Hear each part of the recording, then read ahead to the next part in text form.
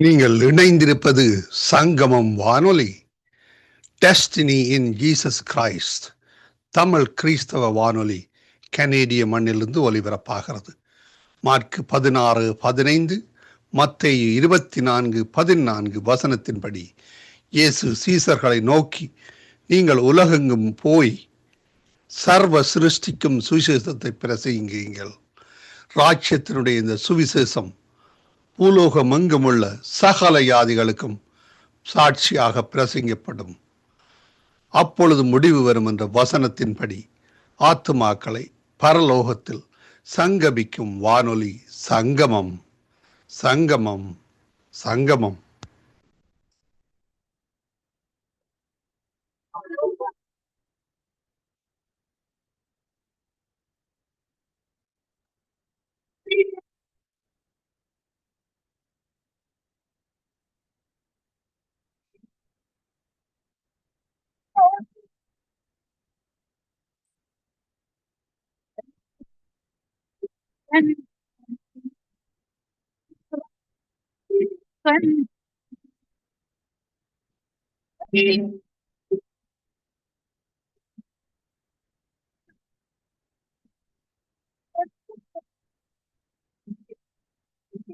பாதினாலும் அகாத வார்த்தை தேவன் வார்த்தை,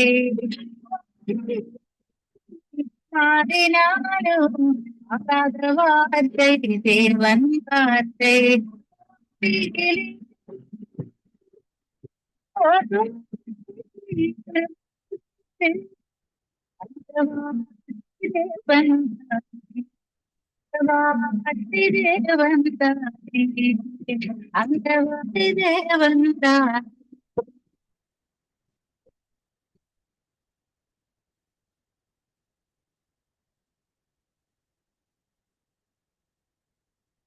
யோசுவா 17ஆம் அதிகாரம். மனாசே கோத்திரத்திற்கும் பங்கு கிடைத்தது. அவன் யோசேப்புக்கு முதற் பேரானவன். மனாசேயின் மூத்த குமாரனும் கிலேயாத்தின் தகப்பனுமான மாகீர் யுத்த மனுஷனானபடியினால் கீலேயாத்தும் பாசானும் அவனுக்கு கிடைத்தது. அபியேசரின் புத்திரரும் ஏலேக்கின் புத்திரரும் அஸ்ரியேலின் புத்திரரும் செகேமின் புத்திரரும் எப்பேரின் புத்திரரும் செமிதாவின் புத்திரருமான மனாசேயினுடைய மற்ற குமாரரின் புத்திரராகிய அபியேசரின் வம்சங்களுக்கு தக்க சுதந்திரம் கொடுக்கப்பட்டது. தங்கள் வம்சங்களுக்குள்ளே அவர்களே யோசேப்புடைய குமாரனாகிய மனாசேயின் ஆண் பிள்ளைகளாய் இருந்தார்கள். மனாசேயின் குமாரனாகிய மாகீருக்கு பிறந்த கிலேயாத்தின் குமாரனாகிய எப்பேரின் மகன் செலோப்பியாத்துக்கு குமாரத்திகள் தவிர குமாரர் இல்லை. அவன் குமாரத்திகளின் நாமங்கள் மக்லாள், நோவாள், ஒக்லாள், மில்காள், திர்சாள் என்பவைகள். அவர்கள் ஆசாரியனாகிய எலெயாசாருக்கும் நூனின் குமாரனாகிய யோசுவாவுக்கும் பிரபுக்களுக்கும் முன்பாக சேர்ந்து வந்து, எங்கள் சகோதரர் நடுவே எங்களுக்கு சுதந்திரம் கொடுக்கும்படி கர்த்தர் மோசேக்கு கட்டளையிட்டார் என்றார்கள். ஆகையால் அவர்கள் தகப்பனுடைய சகோதரரின் நடுவே கர்த்தருடைய வாக்கின்படி அவர்களுக்கு சுதந்திரம் கொடுத்தான். யோர்தானுக்கு அப்புறத்திலே இருக்கிற கீலேயாத், பாசான் என்னும் தேசங்களை அல்லாமல் மனாசேக்கு சீட்டிலே விழுந்தது 10 பங்குகளாம். மனாசேயின் குமாரத்திகள் அவன் குமாரருக்குள்ளே சுதந்திரம் பெற்றார்கள். மனாசேயின் மற்ற புத்திரருக்கு கீலேயாத் தேசம் கிடைத்தது. மனாசேயின் எல்லை ஆசேர் தொடங்கி சீகேமின் முன் இருக்கிற மிக்மேத்தாவுக்கும், அங்கே இருந்து வலதுபுறமாய் என் தப்புவாவின் குடிகளிடத்திற்கும் போகிறது. தப்புவாவின் நிலம் மனாசேக்கு கிடைத்தது. மனாசேயின் எல்லையோடு இருக்கிற தப்புவாவோ எப்ராயிம் புத்திரரின் வசமாயிற்று. அப்புறம் அந்த எல்லை கானா என்னும் ஆற்றுக்கு போய் ஆற்றுக்கு தெற்காக இறங்குகிறது. மனாசேயினுடைய பட்டணங்களின் நடுவே இருக்கிற அவ்விடத்து பட்டணங்கள் எப்ராயிமுடையவைகள். மனாசேயின் எல்லை ஆற்றுக்கு வடக்கே இருந்து சமுத்திரத்திற்கு போய் முடியும். தென் நாடு எப்ராயிமுடையது, வடநாடு மனாசேயினுடையது. சமுத்திரம் அதன் எல்லை. அது வடக்கே ஆசேரையும் கிழக்கே இசக்காரையும் தொடுகிறது. இசக்காரிலும் ஆசேரிலும் இருக்கிற 3 நாடுகளாகிய பெத்செயானும் அதன் ஊர்களும், இப்லேயாமும் அதன் ஊர்களும், தோரின் குடிகளும் அதன் ஊர்களும், எந்தோரின் குடிகளும் அதன் ஊர்களும், தானாகின் குடிகளும் அதன் ஊர்களும், மெகிதோவின் குடிகளும் அதன் ஊர்களும் மனாசேயினுடையவைகள். மனாசேயின் புத்திரர் அந்த பட்டணங்களின் குடிகளை துரத்திவிடக்கூடாமற் போயிற்று. கானானியர் அந்த சீமையிலே தானே குடியிருக்க வேண்டுமென்று இருந்தார்கள். இஸ்ரவேல் புத்திரர் பலத்த போதும் கானானியரை முற்றிலும் துரத்திவிடாமல் அவர்களை பகுதி கட்டுகிறவர்களாக்கி கொண்டார்கள். யோசேப்பின் புத்திரர் யோசுவாவை நோக்கி, கர்த்தர் எங்களை இதுவரைக்கும் ஆசீர்வதித்து வந்ததினால் நாங்கள் ஜனம் பெருத்தவர்களாய் இருக்கிறோம். நீர் எங்களுக்கு சுதந்திரமாக ஒரே வீதத்தையும் ஒரே பங்கையும் கொடுத்தது என்ன என்று கேட்டார்கள்.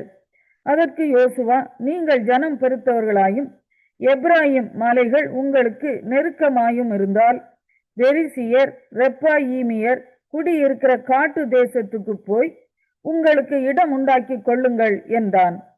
அதற்கு யோசேப்பின் புத்திரர், மலைகள் எங்களுக்கு போதாது, பள்ளத்தாக்கு நாட்டில் இருக்கிற பெத்செயானிலும் அதன் ஊர்களிலும் எஸ்ரேல் பள்ளத்தாக்கிலும் குடியிருக்கிற எல்லா கானானியர் இடத்திலும் இருப்பு ரதங்கள் உண்டு என்றார்கள். யோசுவா யோசேப்பு வம்சத்தாராகிய எப்ராஹீமியரையும் மனாசேயரையும் நோக்கி, நீங்கள் ஜனம் பெருத்தவர்கள், உங்களுக்கு மகா பராக்கிரமமும் உண்டு. ஒரு பங்கு மாத்திரமல்ல, மலை தேசமும் உங்களுடையதாகும். அது காடானபடியினாலே அதை வெட்டி திருத்துங்கள். அப்பொழுது அதன் கடையாந்தரம் மட்டும் உங்களுடையதாயிருக்கும். கானானியருக்கு இருப்பு ரதங்கள் இருந்தாலும் அவர்கள் பலத்தவர்களாய் இருந்தாலும். ஏசாயா 23ஆம் அதிகாரம். தீருவின் பாரம். தர்ஷீஸ் கப்பல்களே அலருங்கள், அது வீடு இல்லாதபடிக்கும் அதில் வருவார் இல்லாதபடிக்கும் பாழாக்கப்பட்டது. இந்த செய்தி கீத்தீம் தேசத்திலிருந்து அவர்களுக்கு தெரிவிக்கப்படுகிறது. தீவுக்குடிகளே மௌனமாயிருங்கள். சீதோனின் வர்த்தகர் சமுத்திரத்திலே யாத்திரை பண்ணி உன்னை நிரப்பினார்கள். சீகோர் நதியின் மிகுந்த நீர் பாய்ச்சல்களால் விளையும் பயிர் வகைகளும் ஆற்றங்கரையின் அறுப்பும் அதன் வருமானமாயிருந்தது. அது ஜாதிகளின் சந்தையாயிருந்தது. சீதோனை வெட்கப்படு, நான் இனி கர்ப்ப வேதனைப்படுகிறதும் இல்லை, பெறுகிறதும் இல்லை, இளைஞரை வளர்க்கிறதும் இல்லை, கன்னிகைகளை ஆதரிக்கிறதும் இல்லை என்று சமுத்திர கோட்டையான கடல் துறை சொல்லுகிறது. எகிப்தின் செய்தி கேட்கப்பட்டதினால் நோய் உண்டானது போல தீருவின் செய்தி கேட்கப்படுவதினாலும் நோய் உண்டாகும். கரைத்துறை குடிகளே, நீங்கள் தர்ஷீஸ் மட்டும் புறப்பட்டு போய் அலருங்கள். பூர்வ நாட்கள் முதல் நிலை பெற்று களி கூர்ந்திருந்த உங்கள் பட்டணம் இதுதானா? பரதேசம் போய் சஞ்சரிக்கிறதற்கு அவள் கால்களே அவளை தூரமாய் கொண்டு போம். கிரீடம் தரப்பிக்கும் தீர்வுக்கு விரோதமாக இதை யோசித்து தீர்மானித்தவர் யார்? அதன் வர்த்தகர் பிரபுக்களும் அதன் வியாபாரிகள் பூமியின் கனவான்களுமாமே.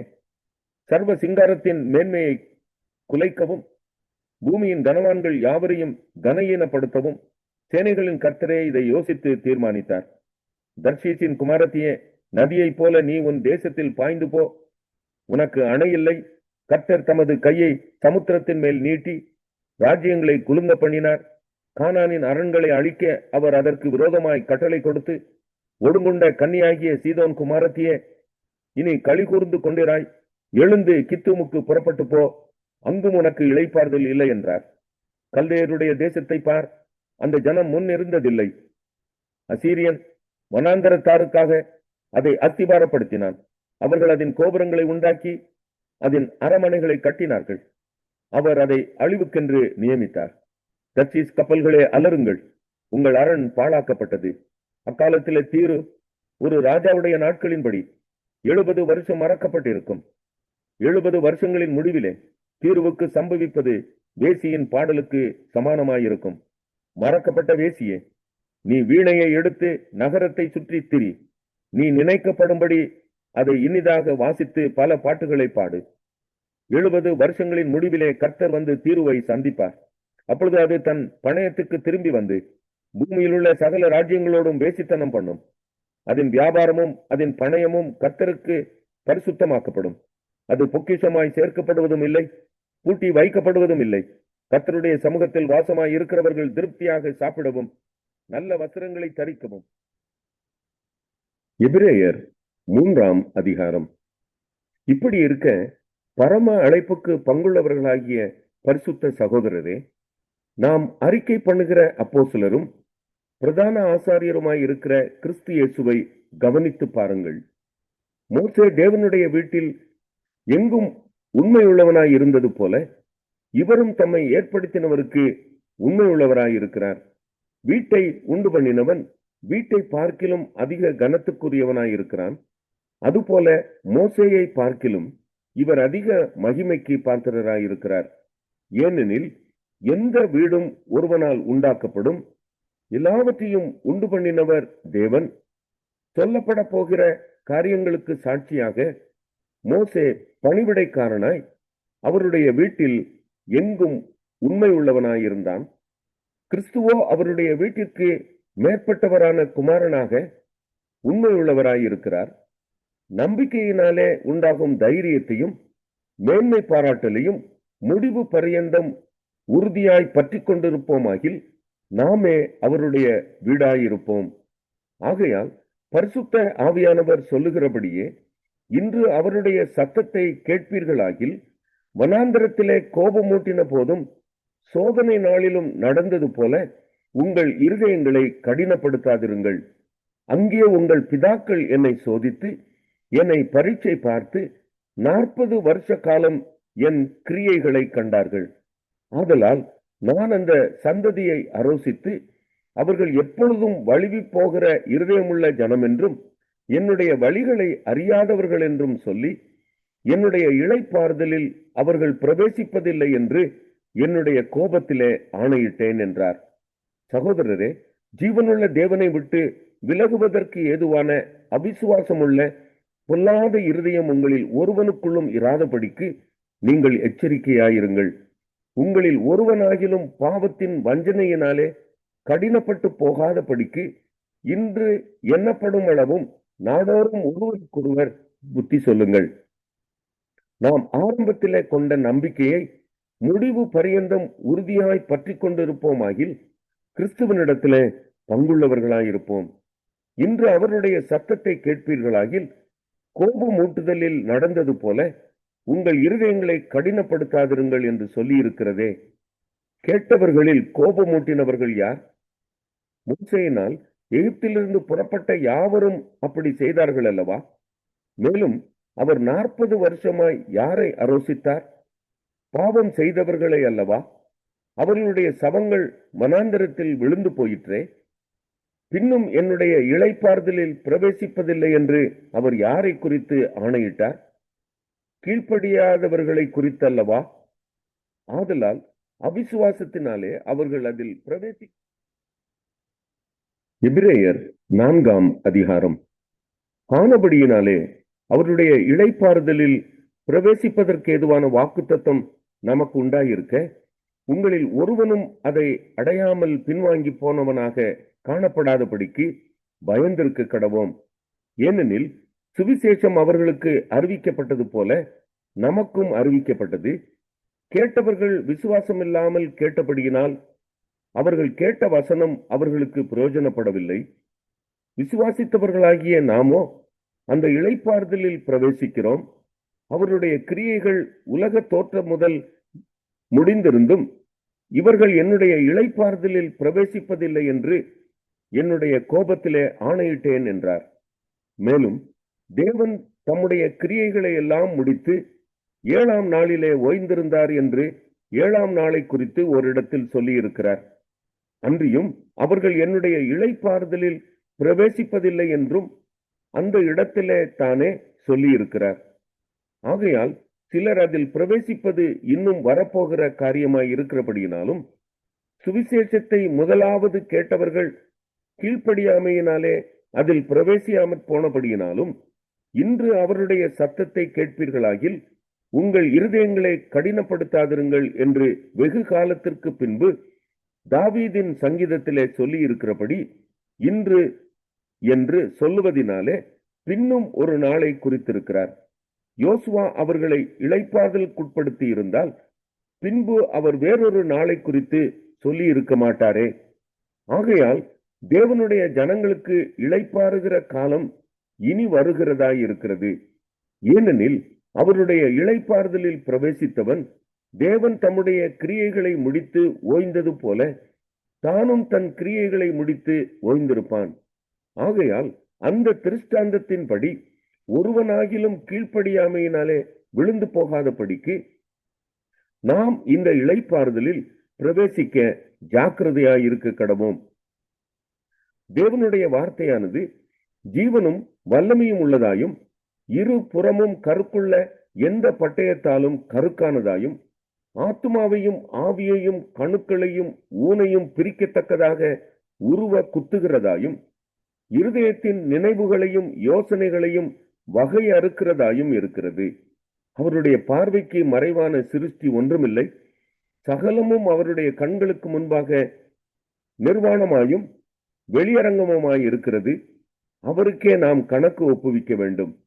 வானங்களின் வழியாய் பரலோகத்திற்கு போன தேவகுமாரனாகிய இயேசு என்னும் மகா பிரதான ஆசாரியர் நமக்கு இருக்கிறபடியினால் நாம் பண்ணின அறிக்கையை உறுதியாய் பற்றி கொண்டிருக்க கடவோம். நம்முடைய பலவீனங்களை குறித்து பரிதவிக்க கூடாத பிரதான ஆசாரியர் நமக்கு இராமல் எல்லா விதத்திலும் நம்மை போல் சோதிக்கப்பட்டும் பாவம் இல்லாதிருக்கிற பிரதான ஆசாரியரே நமக்கு இருக்கிறார். ஆதலால் நாம் இரக்கத்தை பெறவும் ஏற்ற சமயத்தில் சகாயம் செய்யும் கிருபையை அடையவும் தைரியமாய். எபிரேயர் 5ஆம் அதிகாரம். அன்றியும் மனுஷரில் தெரிந்து கொள்ளப்பட்ட எந்த பிரதான ஆசாரியனும் பாவங்களுக்காக காணிக்கைகளையும் பலிகளையும் செலுத்தும்படி மனுஷருக்காக தேவ காரியங்களை பற்றி நியமிக்கப்படுகிறான். தானும் பலவீனமுள்ளவனானபடியினாலே அறியாதவர்களுக்கும் நெறி தப்பி போனவர்களுக்கும் இறங்கத்தக்கவனாயிருக்கிறான். அதன் நிமித்தம் அவன் ஜனங்களுடைய பாவங்களுக்காக பலியிட வேண்டியது போல தன்னுடைய பாவங்களுக்காகவும் பலியிட வேண்டியதாயிருக்கிறது. மேலும் ஆரோனை போல தேவனால் அழைக்கப்பட்டால் ஒழிய ஒருவனும் இந்த கனமான ஊழியத்துக்கு தானாய் ஏற்படுத்துகிறதில்லை. அந்தபடியே கிறிஸ்துவும் பிரதான ஆசாரியராகிறதற்கு தம்மை தாமே உயர்த்தவில்லை. நீர் என்னுடைய குமாரன், இன்று நான் உம்மை ஜெனிப்பித்தேன் என்று அவரோட சொன்னவரே அவரை உயர்த்தினார். அப்படியே வேறொரு இடத்திலும் நீர் மெல்கிசேதேக்கின் முறையின்படி என்றென்றைக்கும் ஆசாரியராய் இருக்கிறீர் என்று சொல்லியிருக்கிறார். அவர் மாம்சத்தில் இருந்த நாட்களில் தம்மை மரணத்தினின்று ரட்சிக்க வல்லமையுள்ளவரை நோக்கி பலத்த சத்தத்தோடும் கண்ணீரோடும் விண்ணப்பம் பண்ணி வேண்டுதல் செய்து தமக்கு உண்டான பயபக்தியின் நிமித்தம் கேட்கப்பட்டு அவர் குமாரனாய் இருந்தும் பட்ட பாடுகளினாலே கீழ்ப்படிதலை கற்றுக்கொண்டு தாம் பூரணரான பின்பு தமக்கு கீழ்ப்படுகிற யாவரும் நித்திய ரட்சிப்பை அடைவதற்கு காரணராகி மெல்கிசேதேக்கின் முறைமையின்படியான பிரதான ஆசாரியர் என்று தேவனாலே நாமம் தரிக்கப்பட்டார். இந்த மெல்கிசேதேக்கை பற்றி நாம் விஸ்தாரமாய் பேசலாம். நீங்கள் கேள்வியில் மந்தமுள்ளவர்களானபடியால் அதை விளங்க பண்ணுகிறது அரிதாயிருக்கும். காலத்தை பார்த்தால் போதகராய் இருக்க வேண்டிய உங்களுக்கு தேவனுடைய வாக்கியங்களின் மூல உபதேசங்களை மறுபடியும் உபதேசிக்க வேண்டியதாய் இருக்கிறது. நீங்கள் பலமான ஆகாரத்தை அல்ல பாலை உண்ணத்தக்கவர்களானீர்கள். பால் உண்கிறவன் குழந்தையாய் இருக்கிறபடியினாலே நீதியின் வசனத்தில் பழக்கமில்லாதவனாய் இருக்கிறான். பலமான ஆகாரமானது நன்மை தீமை இன்னதென்று பயிற்சியினால் வகுத்தறியத்தக்கதாக முயற்சி செய்ய வந்தாடி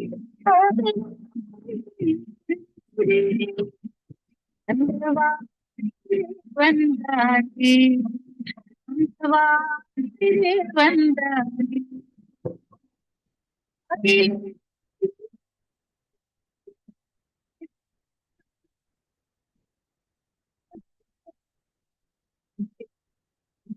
மாறினாலும் அகாத வார்த்தை தேவன் வார்த்தை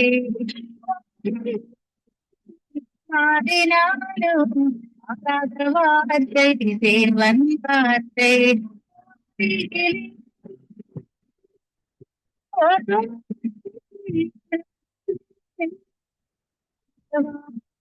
தேவன்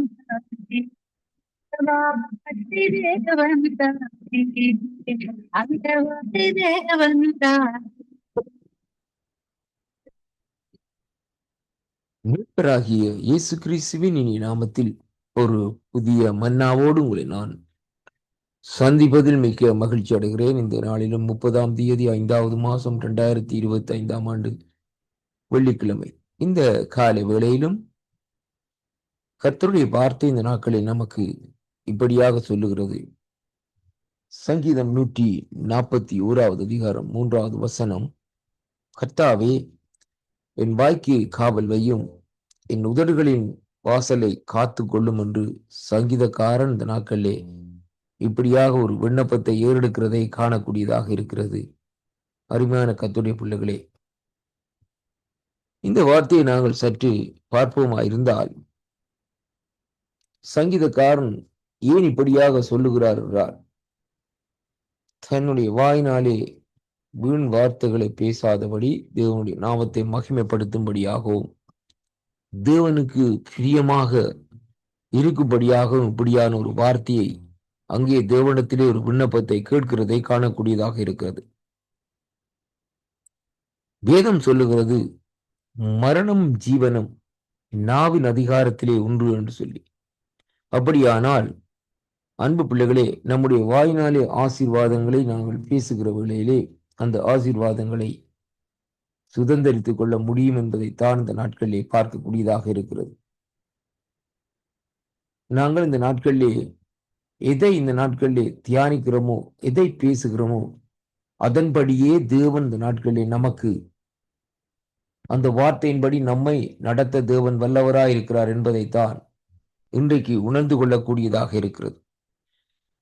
அதனாலே தான் சங்கீதக்காரன் சொல்லுகிறார், என் வாய்க்கு இந்த நாட்களிலே ஆண்டவரே காவல் வையும் என்று சொல்லி சொல்லுகிறதை பார்க்கிறோம். வாயிலிருந்து புறப்படுகிற வார்த்தைகள் ஆசீர்வாதமாயும் தேவனுக்கு பிரியமானதாயும் தேவனுக்கு உகந்த காரியமாக இந்த நாட்களிலே இருக்கும்படியாகத்தான் தாவீது இந்த நாட்களில் இப்படி வார்த்தைகளை ஆண்டவரிடத்தில் இந்த நாட்களை கேட்டுக்கொள்ளுகிறதை காணக்கூடியதாக இருக்கிறது.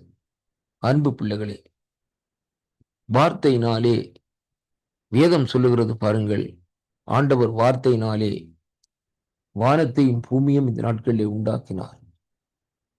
கடற்கரை மச்சங்களை, அருமையான அன்பு பிள்ளைகளே பாருங்கள், விருட்சங்களை, இப்படியாக எல்லாவற்றையும் வார்த்தையினாலே இந்த நாட்களிலே உண்டாக்கினார். அதனாலே தேவன் அங்கே அந்த வார்த்தைகள் எங்கிருந்து புறப்படுகிறது என்றால் அவருடைய வாயிலிருந்து புறப்படுகிறது. அந்த வார்த்தை இந்த நாட்களில் புறப்பட்டு ஆண்டவர் சொன்ன காரியத்தை செய்கிறதை அங்கே காணக்கூடியதாக இருக்கிறது. ஆனால் பாருங்கள், ஆதிகாமத்திலே அதே அதிகாரத்தை தான் ஆதாமுக்கும் ஆண்டவர் இந்த நாட்களிலே கொடுத்தார் என்று சொல்லி எங்கே பார்க்கிறோம். அருமை பிள்ளைகளே, அப்படியானால் ஆதாமுடைய வழியிலே வந்த நமக்கும் அதே வார்த்தைகளைத்தான் இந்த நாட்களிலே, அதே ஆசீர்வாதங்களைத்தான் தேவன் இந்த நாட்களை கொடுத்திருக்கிறார். அதனால இங்கே சங்கீதக்காரன் இந்த இடத்திலே இந்த வார்த்தைகளை சொல்லுகிற வேளையிலே, வார்த்தையிலிருந்து வாயிலிருந்து புறப்படுகிற ஒவ்வொரு வார்த்தைகளும் தேவனுக்கு பிரியமா இருக்கும்படியாகத்தான் அவர் சொல்லுகிறார். முதலாவது, கர்த்தாவே என் வாய்க்கு காவல் வையும், என் உதடுகள் வாசல்களை காத்துக்கொள்ளும் என்று. ஏனென்றால் வாயிலிருந்து புறப்படுகிற வார்த்தை ஒரு ஆசீர்வாதமான வார்த்தையும் மற்றவர்களுடைய காயங்களை கட்டுகிறதாயும் மற்றவர்களை தீட்டுகிற வார்த்தையுமாக இந்த நாட்களிலே இருக்க வேண்டும். அதனாலே தேவரீர் என் வாய்க்கு காவல் வையும். அப்படியான வார்த்தைகளை நான் பேசும்படியாகவும் அந்த வார்த்தைகள் ஊடாக இந்த நாட்களிலே அந்த வார்த்தைகள் அங்கே ஜனங்களை, அதாவது சத்தங்களை கேட்கிற ஒவ்வொருவரையும் அங்கே இந்த நாட்களில் தேவைகளை சந்திக்கும்படியாகவும் என்னை ஆசீர்வதித்தருளும் என்று சொல்லி கேட்கிற காரியத்தை காணக்கூடியதாக இருக்கிறது. அதனாலேதான் அவர் சொல்லுகிறார், இரண்டாவதாக என் உதடுகளின் வாசல்களை காத்துக்கொள்ள எனக்கு அந்த கிருபையை தாரும் ஆண்டவரே. அப்படியாக அதை செய்ய நீர்தான் வல்லவர் என்பதை குறித்து ஆண்டவரிடத்திலே இப்படி விண்ணப்பம் பண்ணுகிறதை பார்க்கிறோம். அன்பு பிள்ளைகளே, இன்றைய நாளிலும் நம்முடைய வாயின் வார்த்தைகளையும் உதடுகளையும் நாங்கள் காத்து கொள்ளுகிற வேளையிலே தேவனுக்கு பிரியமாக இந்த நாட்களிலே நடப்போம். அவருடைய துதி நம்முடைய வாயிலே இந்த நாட்களில் இருக்கிறபடியினால் அவருடைய நாமத்தை நாங்கள் உயர்த்தி துதித்து இந்த நாட்களிலே அங்கே அவருடைய நாமத்தை மகிமைப்படுத்துவோம். இந்த வாக்கு தத்தங்களை கேட்கிற ஒவ்வொரு பிள்ளைகளுடைய வாழ்க்கையிலும் ஒரு திருப்பத்தையும் ஒரு மாற்றத்தையும் கர்த்தர் இந்த நாட்களிலே கட்டளிடுவார் என்று சொல்லி இந்த நாட்களை விசுவாசிக்கின்றேன். இன்றைய நாளிலும் இந்த மன்னா உங்களுடைய வாழ்க்கையிலே ஒரு மாற்றத்தை கொண்டு வரும். கர்த்தர் உங்களை நிறைவாக ஆசீர்வதிப்பார். ஆமென். கர்த்தருடைய பரிசுத்த நாமம் மகிமைப்படுவதாக. கிறிஸ்துவுக்குள் பிரியமான தேவ பிள்ளைகளே, ஆண்டவராகிய இயேசு கிறிஸ்துவின் நாமத்தில் அன்பின் வாழ்த்துக்கள். புத்தியுள்ள ஸ்திரீ தன் வீட்டை கட்டுகிறாள். பாகம் 11. இன்றைய நாளில் நாங்கள் பார்க்க போகின்ற பெண்மணி மரியாள். நாங்கள் பலரை குறித்து கடந்த வாரங்களில் நாங்கள் தியானித்து வருகிறோம். அதன் மூலமாக பெண்களாகி நாங்கள் என்ன கற்றுக்கொள்ள வேண்டும் என்பதை குறித்து தியானித்து வருகிறோம். இன்றைய நாளில் நாங்கள் கிறிஸ்துவின் தாயாகிய மரியாள், வேதத்தில் 2 மரியாளை பற்றி நாங்கள் பார்க்கலாம். முற்றிலும் லாசரஸ் மற்றும் மார்த்தாளின் சகோதரி ஆகிய மரியாள், இயேசு கிறிஸ்துவின் தாயாகிய மரியாள். இப்போ இயேசு கிறிஸ்துவின் தாயாகிய மரியாளை பற்றி நாங்கள் பார்ப்போம் என்றால் லூக்கா 1 அதிகாரம் 28வது வசனம், அவள் இருந்த வீட்டில் தேவதூதன் பிரவேசித்து, கிருபை பெற்றவளே வாழ்க, கர்த்தர் உன்னுடனே இருக்கிறார், ஸ்திரீகளுக்குள்ளே நீ ஆசீர்வதிக்கப்பட்டவள் என்றார். ஆமென், அல்லேலூயா. பிரியமானவர்களே, இந்த நாட்களில ஆரம்ப நாட்கள் மரியாதை காலங்கள் பொல்லாத காலங்களாக இருந்து கொண்டு அந்த பொல்லாத உலகத்திலே எங்கு பார்த்தாலும் பாவங்கள், விபச்சாரங்கள், தேவனுக்கு பிரியமில்லாத காரியங்கள், கொலைகள், குழந்தைகளை பெற்று தானாக கொலை செய்வது, இப்படியாக நடந்து கொண்டிருந்த அந்த காலத்துல கிறிஸ்துவின் சமூகத்துல ஒரு நல்ல கிறிஸ்துவுக்குள் ஆசீர்வதிக்கப்பட்டவள், பெண்களுக்குள்ளே சிறந்தவள் என்று நாங்க ஆண்டவர் இயேசு கிறிஸ்துவுக்கு தாயாக தெரிவு செய்திருக்கிறார். அப்ப இயேசு கிறிஸ்து இந்த தாயாகிய இயேசு மரியாளுக்கு அவரு பிள்ளையாக அவள் மரியாதை தேர்ந்தெடுத்துட்டார். எத்தனையோ பெண்கள் இருந்திருக்கலாம் அந்த நாட்கள்ல, எத்தனையோ அழகான பெண்கள், கோடீஸ்வரியான பெண்கள், காசு உள்ள பெண்கள், நிறைய வித்தியாசமான உயர்ந்த மட்டத்துல இருக்கிற பெண்களும் இருந்திருக்கலாம். தெரிவு செய்யறது சாதாரண குடும்பத்துல ஒரு மரியாதை, கஷ்டமான குடும்பத்துல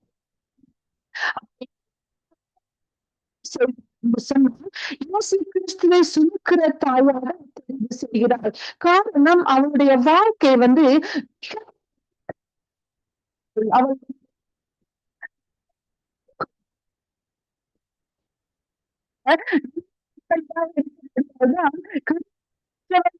ஆசீர்வதிக்கப்பட்டவள் என்றும்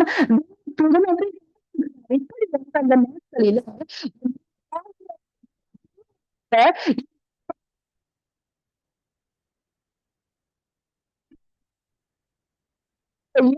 சுமக்கிற பெண்கள்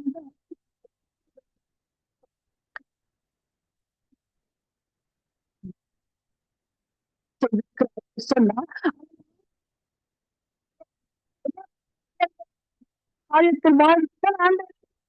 மாட்டாரு. ஆனால் இயேசு எப்படி குடும்பத்துல ஆடம்பரமான தாய்க்கு பிறக்கவில்லை, வசதி கௌரவமான குடும்பத்துல பிறக்கல, மாளிகை பிறக்கவில்லை,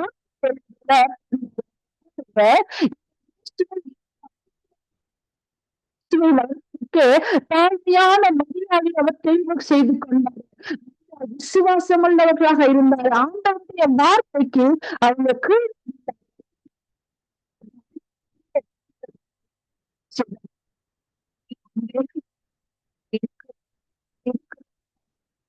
கஷ்டமான காரியம்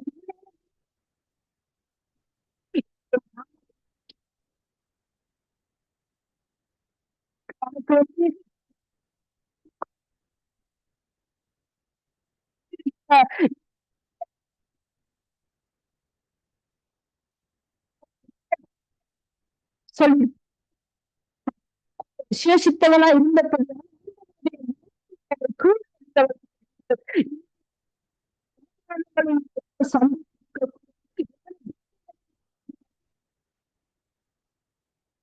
அவருடைய சூழ்நிலை எப்படி இருந்து எவ்வளவு கண்ணீர் போராட்டத்துல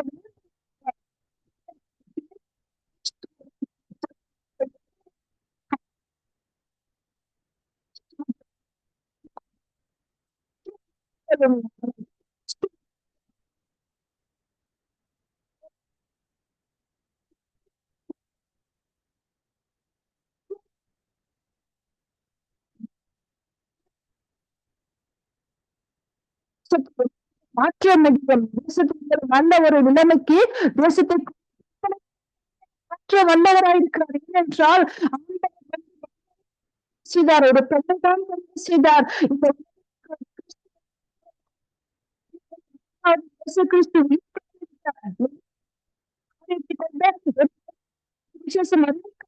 கிறிஸ்துவின் நற்செய்தியாக இன்றைக்கு கிடக்கிற பெண்களாக முடங்கி கிடக்கிற பெண்களாக கத்தருக்காக தேசத்துக்காக விழித்து உணர்ந்த வேண்டும். மக்கள்ல தேசம் உடைக்கப்படுகிறதா, குடும்பங்கள் உடைக்கப்படுகிறதா,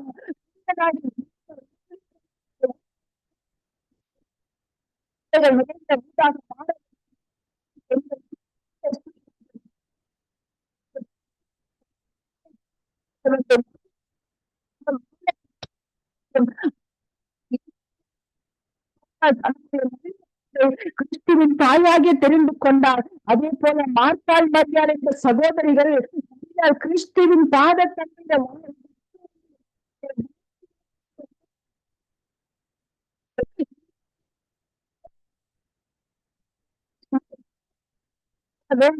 கிறிஸ்துவின் சமூகத்துல வாழ வேண்டும்.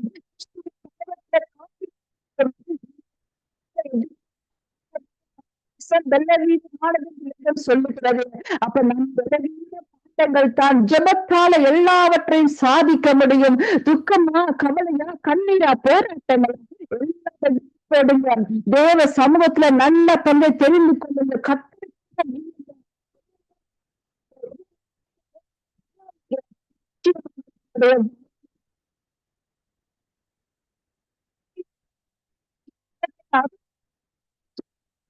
தைரியமா கம்பீரத்தோட தேவ சமூகத்திலிருந்து கண்ணீரை விதைச்சு பாருங்க. உங்கள் வாழ்க்கையில செழிப்புகள் விதைக்கப்படும், பசுமை விதைக்கப்படும். உங்களுடைய வாழ்க்கையில கண்ணீர் துளிகள் மாறி மகிழ்ச்சிகள் உங்கள் வாழ்க்கையில விதைக்கப்படுகிறதா இருக்கிறது.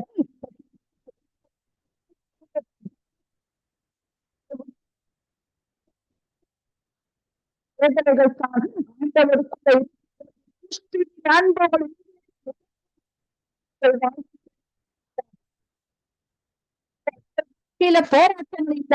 ஏன் அங்கே கிறிஸ்துவின் அன்பு நிரப்புகிறது. கிறிஸ்துவின் அன்பு நிரப்புகிறது. எனவே உங்கள் வாழ்க்கை வாழ்க்கையாய் மாறும். கஷ்டப்பட்டு கொண்டிருக்கிறது அளவுக்கு அதிகமான இயேசு கிறிஸ்துவின் தாயாகிய மரியாள் எல்லாவற்றையும் அனுபவித்திருக்கிறாங்க. ஆனால் அந்த வேதனை தான் கூட அனுபவிக்கிறோம்.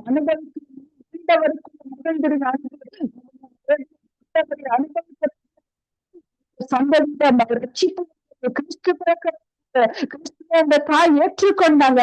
இன்றைக்கு கற்பனையில கூட நினைத்து பார்க்க முடியாது அவமானங்கள், துக்கங்களை. ஆனால்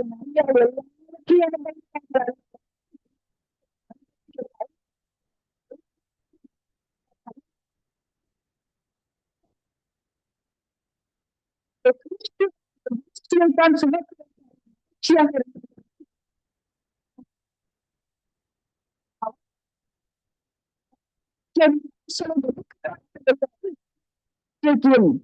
அதே வேதனை இருக்கக்கூடாது.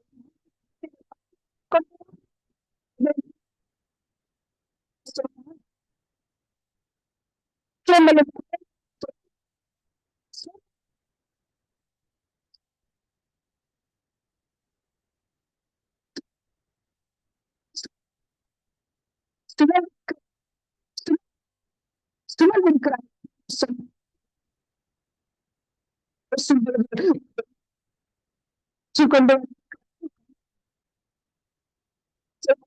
சொல்லிட்டாங்க.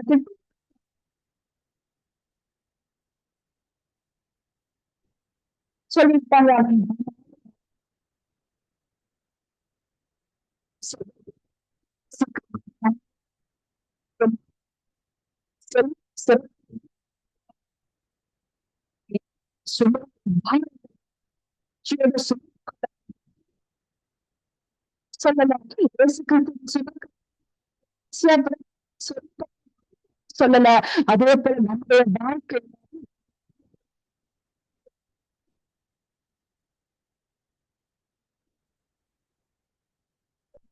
சொல்லவில்லை.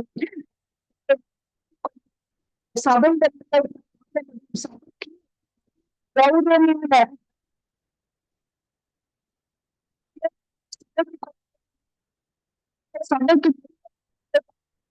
சபை சமூகத்துக்கு சபைக்கு சபை சமூகத்துக்கு நிறைய நிறைய பிள்ளைகளை ஊழியத்துக்கு எடுத்து பயன்படுத்தும். இயேசு கிறிஸ்துவை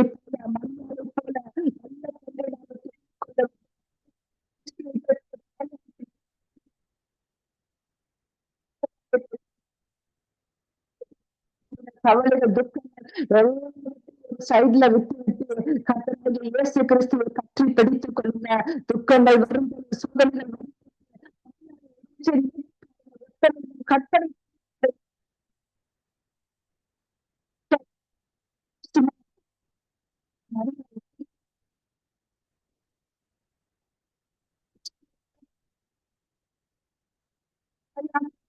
நல்ல காரியத்தை அதே மாதிரி நல்ல பிள்ளைகளை வளர்த்துடுங்க. நல்ல ஆவிக்குரிய பிள்ளைகளை வளர்த்துடுங்க. சபைக்கு சபைக்கு கொடுங்க. சீசர்கள் உங்க ஊர்களில உருவாக்கப்பட வேண்டும். ஜெப வீரன் உங்கள் ஊர்களில உருவாக்கப்பட வேண்டும். ஜெப வீரர்கள் உங்கள் ஊர்களில உருவாக்கப்பட வேண்டும். சபை உங்கள் ஊர்களில் உருவாக்கப்பட வேண்டும். நல்ல பெண்கள் நல்ல ஸ்திரீகளான சபைகளை எழுப்புங்க. ஊழியர்களை எழுப்புங்க. அவங்க சபைக்கு அவங்க கொண்டு செல்லும். தேசம் மாறும், சபை மாறும், உலகம் மாறும், அழிவு தேசம் பாதுகாக்கப்படும். பிசாசு அஞ்சு நதி கரத்துல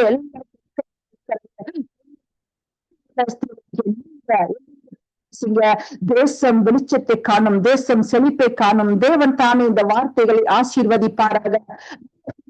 நாட்களிலப்பா புத்தி உள்ள ஸ்திரீகளாகிய மரியாதை குறித்து ஆண்டவர் பேசி இருக்கிறீங்க. தேவன் அந்த மரியாதை தாங்கி நல்ல கிறிஸ்துவ உலகத்துக்கு தந்ததை போல வாழ்க்கையை மரியாதை போல ஆண்டவர் உலகத்துக்கு பறைசாற்ற, உலகத்துக்கு நல்ல சீசர்களை உருவாக்க, சபைக்கு நல்ல ஊழியர்களை உருவாக்க இயேசு கிறிஸ்துவின் நாமத்தில் ஆமென்.